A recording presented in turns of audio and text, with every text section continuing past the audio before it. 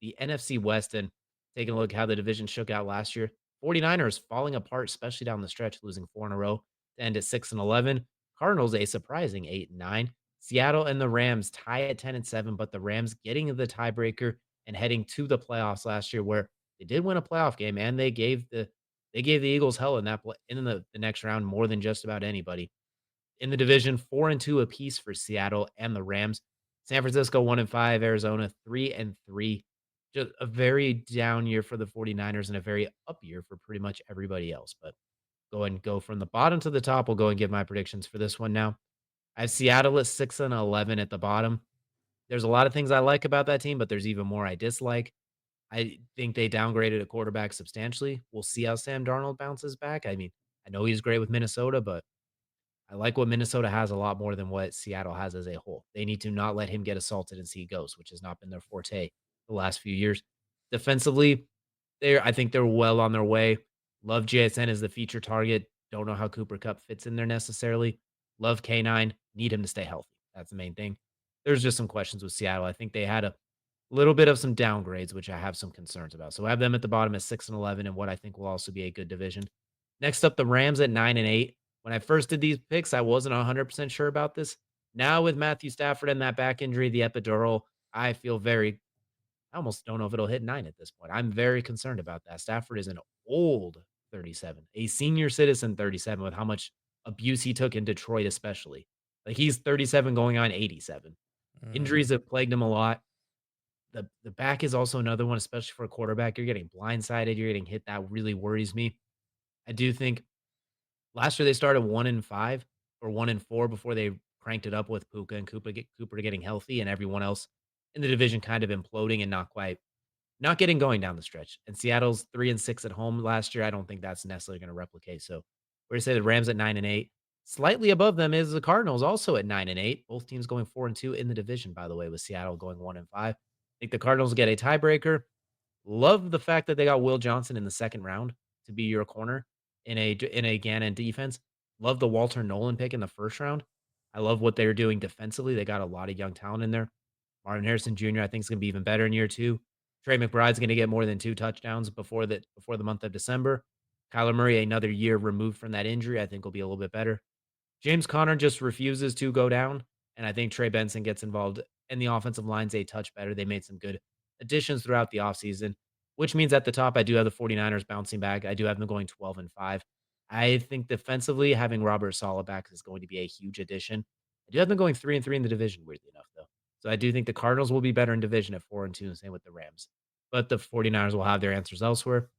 Brock Purdy was mostly pretty good last year film wise. The problem was results didn't always match up. He did a lot of good things on tape. The problem is they didn't win a lot of games with it. Brandon Ayuk is going to start the season probably on IR, but I think he'll come back and be able to be strong down the stretch. Jawan Jennings and Ricky Pearsall, I think, can fill in the void. I'm not opposed to the idea. I think they will add in Amari Cooper or somebody else just to fill out that receiving room at some point. CMC, I think usually when he has a terrible season due to injuries, he bounces back pretty well the next season. Gets everyone's hopes up, then another injury hits. So we're in that in between spot of he's back. And then next year when we're all hyped up, he'll get injured again. But right now he'll be back.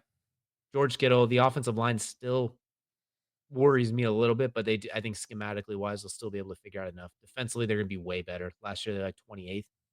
I bringing back Robert Sala and some of the guys they got in on defense. I think they'll be a little bit better. So from the bottom to the top, we'll have Seattle at 6 and 11, the Rams at 9 and 8, the Cardinals also at 9 and 8, and then the 49ers at 12 and 5 with a bounce back season.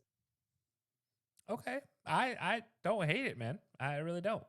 I will Uh, say the last time the 49ers were terrible, the next year they then went to 3 NFC championship games in a row right after that. So this is the Shanahan formula. Be absolutely terrible, everyone writes you off. The next thing you know, you go on a run. yeah. Yeah. No, no, that's fair. Um, no, I have not a lot to say because I'm not terribly different from yours. I'm a little different from yours, but I'm not terribly different from yours. So I'm I don't surprised. have a I lot to honestly say. expected yours to start with the 49ers where mine ended, so I'm surprised. I'm curious now. Yeah, yeah, no. So we'll start at the bottom, work our way up. At the bottom is Matthew Stafford's back and the LA Rams. Um, I need a quarterback, You and have Stetson Bennett or Jimmy Garoppolo. yeah, I don't trust Stetson Bennett at If all. Jimmy Garoppolo's in there, Devonta Adams is gonna demand a trade so quickly. I Yeah, just realized that too. He's like, "You saw the Netflix, get me out of here." yeah. Let's not even go down that train. Thank God for Kyron Williams. Thank God for Puka. I think no matter who's playing quarterback, Puka is going to get a lot of burn because he is that safety blanket. Devontae, he doesn't have the same separation ability he once did, which we saw a little bit in New York last year when he was playing. And then, yeah, just not able to really separate with the defensive backs like he once was. Whereas Puka can still do that. Still, a little concerned with Puka and the injuries. That always is concerning. So with Matthew Stafford's back, as you said, 39 going on 55, 85, 155. Take your pick. Yeah, it's going to be rough. The defense looks good though, so it's not like they're terrible at the bottom, but they're 8-9 for me. So close to a 500 season, but not good enough to get over that hump. So yeah, Rams at the bottom. Next up, the Cardinals at 9-8. I do like the things the Cardinals do. I do like Kyler fully healthy. I do like their running game.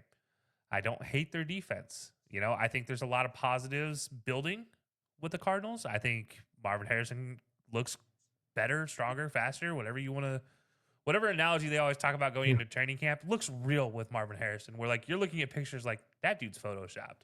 Hmm. That's where it looks like with him. Obviously, can that translate to a 18-game season? I believe so. That's the whole purpose of putting on that extra weight. Also, I talked about this in the rant with the Cardinals ad nauseum for the last 3 years.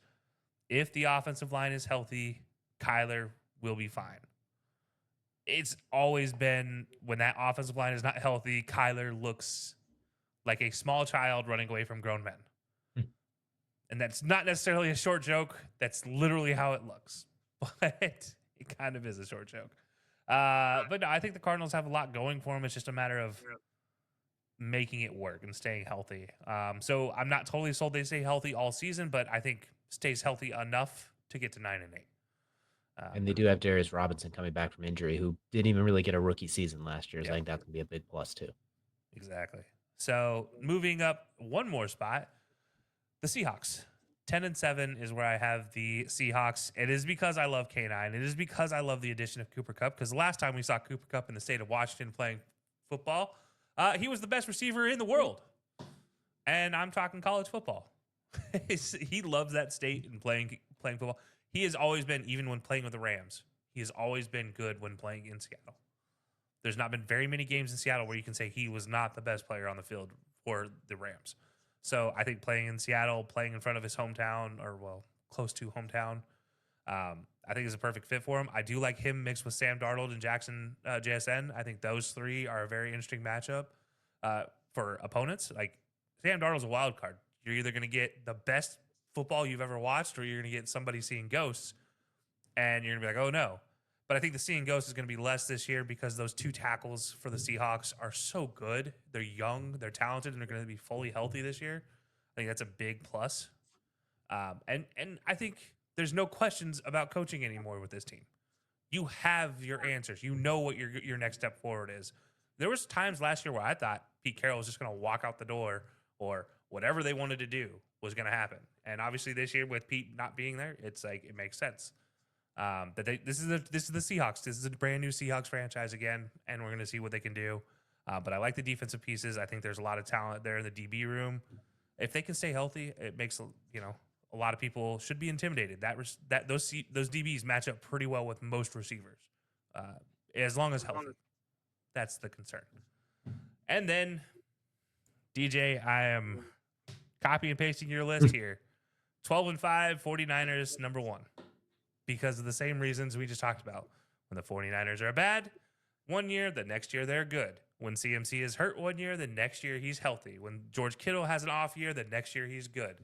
It's the tradition. It is what the 49ers are. It's what they've been, even if you go back to the Steve Rice, Joe Montana days. Not that there were very many down years in that period, but when there was a single down year, aka they just snuck in the playoffs, they came back and won a Super Bowl, or appeared in the Super Bowl, or made it to the NFC championship game. Like, this team is a very interesting team to watch, and I think Shanahan always goes through these peaks and valleys just because he has a system, it works, and then that system gets figured out, and then he has to make the adjustment, and he's not really necessarily an in-season adjuster. He's a this postseason adjuster. And I think you see that with this 49ers team. Making a lot of right moves defensively. Offensively, the offensive line does concern me more than a lot of other teams, but you still have a monster left tackle. So, and you still have Kyle Juszczyk, which is the best six man offensive line, 6 man on the offensive line that I think exists in the league right now. Yes, he is a fullback, but fullbacks are people too. And we like them in the offensive lineman room just as much as everybody else. We celebrate their touchdowns more than we celebrate any other touchdowns. But yeah, so 49ers for me, top of the division, 12-5. Seahawks, second in the division, 10-7. Cardinals, third in the division, 9-8. Rams, pulling up the rear, 8-9. One thing I want to think is interesting too is we're going to talk more about the East when we get to it, but Micah Parsons demanding the trade. I don't think it's going to happen. We both are kind of on the impression, but if it does, I think we talked about 3 teams today that could be very much in the market Yeah. for it. I look at that Rams team that does have 2 first-round picks. They might be like, make it happen. And Aaron Donald even tweeted, look, if you guys get Micah Parsons, I might come out of retirement. So there's that option. Seattle, if they have the resources and the cap space, I think is an option because Mike McDonald would love to have that with Byron Murphy in the squad on the front line and Leonard Williams. I think Don't the forget Raiders Derek Hall, too. I think the Raiders are also very much involved in it if they can afford it and make it happen, him and Max Crosby. And then there's the Chargers because I believe cap space wise, they have room for it. They'd be able to make it happen if they could provide the resources. Him and Jim Harbaugh will headbutt each other before the game, and Micah Parsons will end up with a concussion with the helmet on. I think But that is a match made in heaven too. let's not forget that some way, somehow, we've always seen one of the teams that's top of one of these divisions make moves that just make you scratch your head and say, how'd you guys do that? I'm not talking about the Chiefs this time, but I am definitely talking about the 49ers as a possibility. I know he grew up a Cowboys fan, but man, oh man, he didn't grow up in the 90s Cowboy era. He grew up in the 2000s Cowboys era where the 49ers weren't necessarily a rival. So yeah, 49ers, always a possibility. He can go reverse TO on the world. And that's, I'm just throwing it out there. That's a possibility. We're both under the impression that he won't be leaving though, so we'll save that speculation for another time. But thought I'd throw it Are we? out there since it. Well, I am at least. I think we'd be surprised for sure. I would say if he gets Spoiler traded. alerts. That's gonna that requires a lot of draft picks, potential players, and a whole lot of money. That's a whole lot. That'll be a whole lot to get done. But we'll see if anyone does do it. But you want to before we get into the bets, go and give us a quick recap how you have this division shaken out. Yeah. So 49ers 12-5 at the top of the division. Next we have the Seahawks coming in second, and then the Cardinals in third, and the Rams pulling up the rear of the division at 8-9. Very competitive West across the board. So now we got to get into the fun part. We're going to talk some finances. We're going to talk betting. We're going to put the futures on the line. So, Kelsey, I'm going to lead the way with this one since you led the way with bets last time. I'm going to start from the bottom to the top again. Seahawks, we both love ourselves some Kenneth Walker III, also affectionately known as K9. His rushing touchdowns is set at 6.5. We're going to take the over at -122. He has had 9 touchdowns and 8 touchdowns, or 9 touchdowns and 7 touchdowns in his 2 seasons so far. If he can just or 9, 8, and 7 is what it is in his 3 seasons. As long as he stays relatively healthy, I think he will surpass that. He will find his way into the end zone. The Rams over under 10 wins. We're going to take the under -165. No other reason than last year they did not hit it. The year before that, I don't think they hit it, and I don't think they'll hit it this year. If they do somehow, if Stafford is fully healthy, I think their ceiling is around 10-ish wins, but that worries me, man. A very old quarterback with a back injury that is not even day to day. He is week to week right now. Yeah. It's not even like, hey, he might come back eventually, maybe next week. No, it's we'll find out. We'll check in every Monday. Like we'll see at that point. I'm not 37, but if my back is hurting like that, I do not need Nick Bosa hitting me from behind twice a year. But so we're gonna go under 10.5 wins for the Rams. Cardinals, Marvin Harrison Jr. over under at 975. We're gonna take the over -114 because he doesn't hit 1,000 yards in his sophomore campaign with assuming everything is healthy. I'm gonna start getting a little bit worried at that point. He was close last year. He was at about 8 something, a very weird rookie season. I think this year they're not gonna. I think the target share with him and Trey McBride balances out a little bit. I think him and Kyler connect. Hopefully, if they don't, then one of those two is the problem, and I don't know which.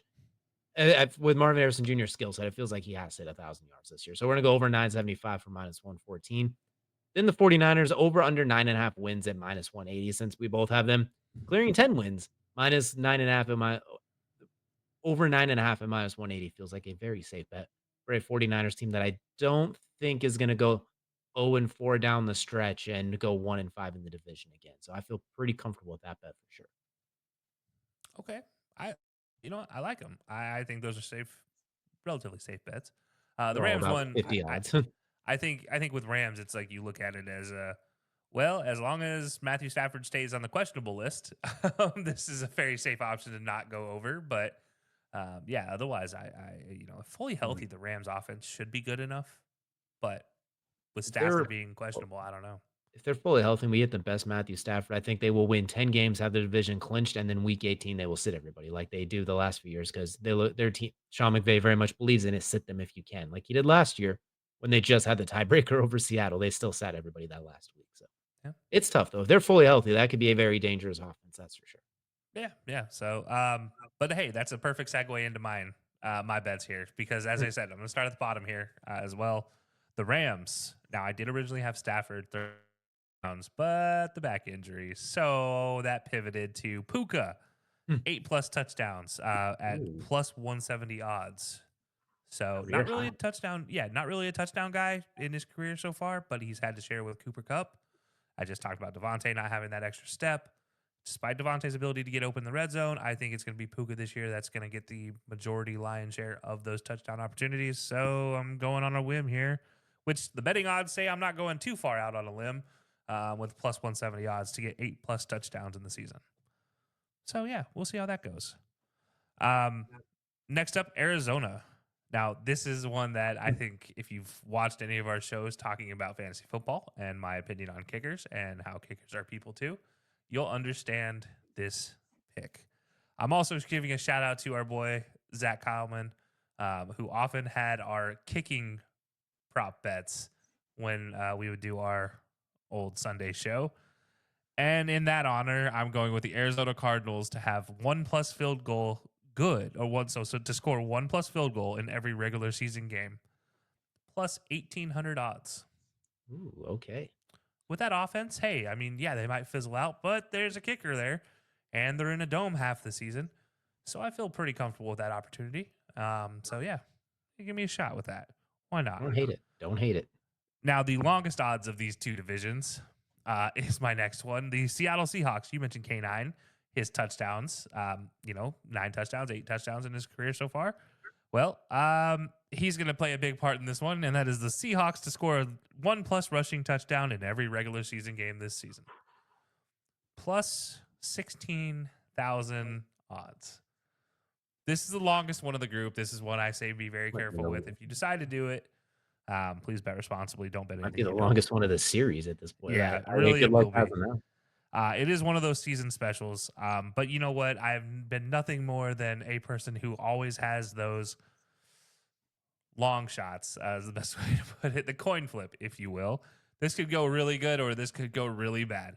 It's either Now, gonna be over week 1 or you're gonna get to week 18 and get really annoyed when they yeah. just don't run in the end zone and keep kicking field goals inside the 5.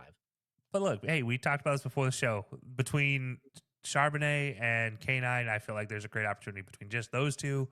But the good thing is, this is anybody scoring a rushing touchdown, which means JSN, which means Cooper Cup end around, which means Sam Darnold, which means any fat offensive lineman they want to bring in and score a touchdown, any tight end doing a quarterback sneak. I don't care. Jalen Milrow. I'll take my chances. Yeah, Jalen Milrow package, the Milrow tank or whatever you want to call it. Like, let's do that. I don't care. I think there's a great opportunity for this one to happen. So plus 16,000 odds. Hey, if the odds change and they get worse, that's not my fault. I just put you guys on some game. For a dollar, I can make a heck of a lot of money. That's all I'm saying. Um, Last but not least, the 49ers. More reasonable bet this time. 49ers to beat the Rams in both games this season. Ooh, Plus 250. So both home and away, they beat the Rams this year in the regular season. Plus 250 odds. Again, I have the 49ers taking the top of the division, Rams at the bottom of my division. It makes sense for the way I picked the divisions. So, yeah, that's where I'm at with that. that's very interesting, and I will say Kyle Shanahan does have a 10-6 record against Sean McVay career-wise and historically, so he normally does get the better of those matchups, so that's an additional one. That rushing touchdown one's interesting because on paper, it makes so much sense, but there will be 1 week, and it'll be in the back end of the season when They just either get inside the 5 and kick field goals or Sam throws 5 touchdowns just randomly. Maybe it's when they're playing in California against the Rams. They just don't run one in, and it's gonna spite you at it. They're gonna get it 17 out of 18 weeks or Yep. 16 out of 17 opportunities guaranteed, but Hey, I don't definitely like don't bet crazy with that. That's when you put a dollar on, you call it swell, and you just sit there and watch it happen. you're not betting to change your life with this one, you are betting to have a very good day. I'm That betting is it. to at the end of the regular season come back on here with a screenshot and say, "I told you 18, well now 24 weeks ago that you should have made this futures bet." Assuming that's not the only one that hits, of course. That might be the only one that hit that with your luck, it'll be the If only that one is that the hits, but the yeah, only one that matters. I've even talked about a negative odds here, and I am still talking about the one that I want to hit the most, being the plus 16,000, just because I think it would be really cool. But it's also something that doesn't feel unreasonable. Like if there are a lot of these future bets that just feel like, no, that's not gonna happen. Like every team scoring a touchdown this season, or a touchdown being scored in every single regular season game in the NFL this year. I'm like, no. We've seen it where there are games that are 15-12 that are nothing but field goals. You get some of these overseas games, especially. I don't know if those are going to translate well when it comes to those type of games. So, yeah, I'm taking my chances here. See what's going to happen. Your futures bets are gonna go 1 and 31, but that's gonna be the one. All these Yeah, other ones will let you down, this but is going that to be the one, one. that's gonna be the And I moneymaker, am but not parlaying them together whatsoever. I don't even think they'll let you at this point, and if they do, my goodness, but that's what we have for our bets for the NFC West and our predictions for how the AFC and the NFC West will shake out. We